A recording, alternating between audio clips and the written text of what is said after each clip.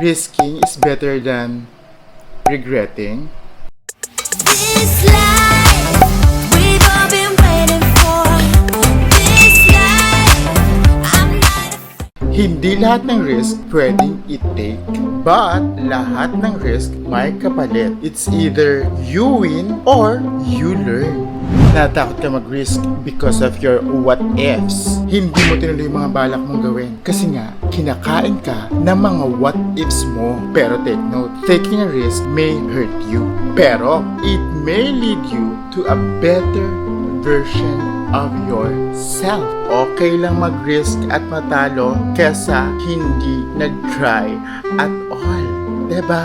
Kasi kung hindi mo gagawin or ginawa yung mga binabalak mo today, you may end up regretting at all. Diba? Ganun yun. Sana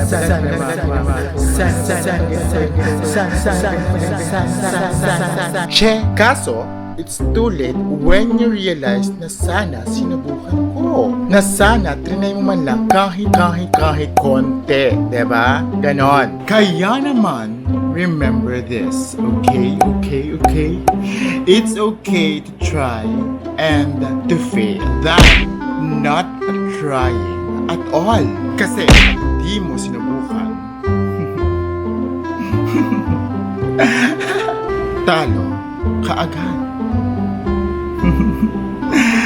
Anyhow, I love you all. Mwah.